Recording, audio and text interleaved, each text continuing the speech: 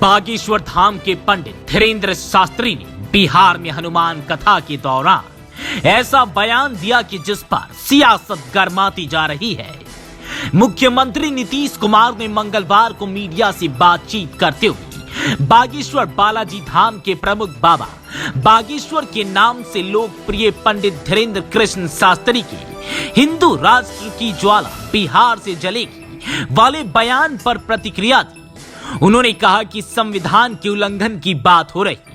आजादी की लड़ाई में कौन लड़े थे? संविधान के माध्यम से जो नामकरण हुआ उसे स्वीकार करना चाहिए। राष्ट्रपिता को हम लोग मानते हैं और उन्हीं की बातों को आधार बनाकर काम कर रहे हैं। आगे सुनिए उन्होंने और क्या कुछ कहा। बिहार में कथावाचक आ रहे हैं, हिंदू राष्ट्र की बात कही जा रही है कि हिंदू राष्ट्र होगा और बिहार वो तब तक आते रहेंगे जब तक राममय नहीं हो जाएगा। आजादी की लड़ाई हुई और कौन आजादी की लड़ाई लड़े?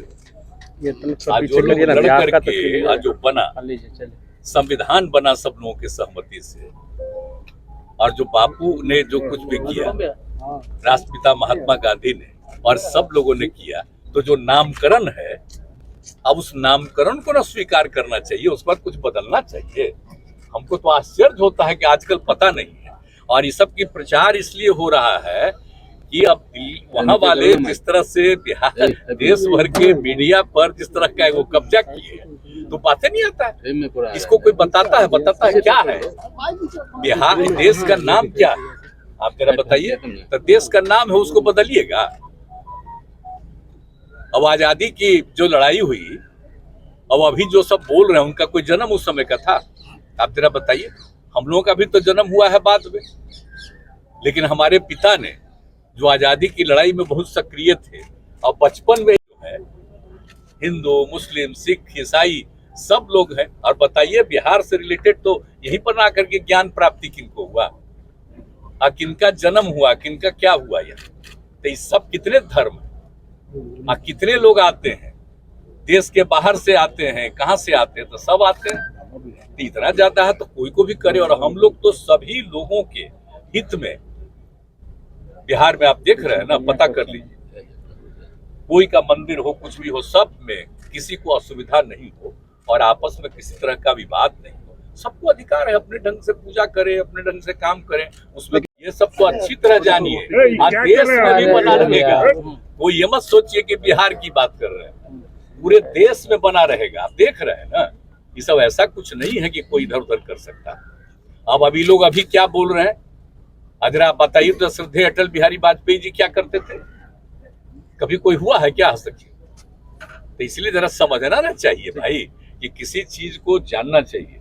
संविधान में कोई चीज होता है, इतना बार संविधान बना, कोई जरूरी चीज अगर आवश्यकता हुई तो कुछ जोड़ा गया, तो सारे पार्टियों की सहमति से ना हो रहा है जी। तो इसलिए इसमें कोई बात नहीं। हमको तो आश्चर्य होता है इन सब चीजों कोई मतलब नहीं है, लेकिन कुछ चीजों को मान लेना चाहिए कि जितने धर्म को मानने वाले लोग हैं सबकी इज्जत है, और कहीं इधर उधर लोगों के भी में इंटरफेयर नहीं करना चाहिए। ये अलाउड है। कोई कुछ बोल रहा है तो अपने मर्जी से बोल रहा है, तो सबसे कोई वैल्यू है? मंच से बिहारी को पागल बोला जा रहा है। देश के संविधान को भी समझना चाहिए ना। और देश के संविधान का उल्लंघन कोई कर रहा है तो अब आप ही को देखना चाहिए। और हम तो समझते हैं कि मीडिया को अगर लिख देगा कि संविधान का उल्लंघन है तो सबको अच्छा लगेगा, लेकिन आपको तो मजबूरी है। तो हम तो आपको इतना बार बार कह रहे हैं कि हम लोग तो सब मानते हैं राष्ट्रपिता महात्मा गांधी को और उनके साथ जितने लोगों ने काम किया उन सब लोगों का, और उसी के आधार पर हम लोग काम कर रहे हैं, डेवलपमेंट कर रहे हैं। और जहां भी हम लोग जा रहे हैं लोगों से मिल रहे हैं, सब लोगों के बीच में ये बात हो रही है। लेकिन हमको तो कुछ आश्चर्य होता है कि सबकी क्या जरूरत है बोलने की। अरे किसी भी धर्म को मानिए, अपने ढंग से करिए, उसमें कोई रुकावट है? जो भी अपना धर्म की पूजा करे उसमें कोई किसी पर तो रुकावट तो है नहीं। लेकिन इस सब पर नामकरण करना आश्चर्य की बात है। हमको तो आश्चर्य लगता है, कभी ये संभव है?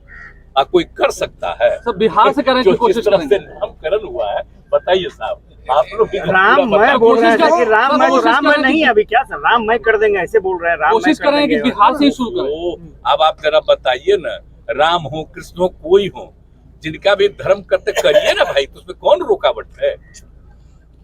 और किसी भी धर्म को मानते हैं, और आप जानते हैं ना कि इस देश में 7 धर्म है। इन 7 जगह जब हम केंद्र में भी थे श्रद्धेय अटल जी की सरकार में, उस समय भी और बाद में भी हम कहां नहीं गए। देश भर के हर कोने में जा करके हम देखे हुए हैं। अब इसके बाद कोई क्या करता है? आपके बारे में कह रहे हैं कि सरकार ने सहायता नहीं दिया है, सनातन धर्म से कोई मतलब नहीं है नीतीश कुमार को। नहीं, अब कौन चीज से हमारे बारे में कहता है उसको कहने न दीजिए। मेरे खिलाफ अंड बंड कोई बोलता है तो उसको फायदा होता है, कम से कम उसको पटिया में कुछ इज्जत मिलेगा। सर, बाबा के समर्थक कह रहे हैं कि कार्यक्रम में सहायता नहीं दिया गया मिलेगा तो उन सबको कुछ मिलेगा, पार्टी में फायदा, मेरे पार्टी के नेतृत्व का फायदा मिलेगा। इसे जो मन करे बोले, हम तो ध्यान में नहीं देते।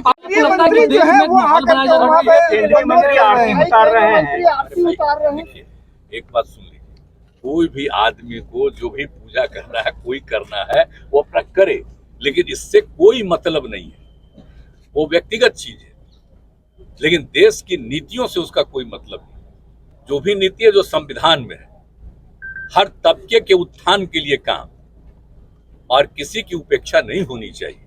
और हम लोग तो देख रहे हैं कि सबको इज्जत करते हैं, कोई धर्म मानने वाला सब कुछ होता है। सर, इसीलिए इन सब चीजों पर किसी को आपको लगता है सर कि देश अपना पूजा करना है, करे, कोई किसी को रुकावट है? सब कर सकता है अपना।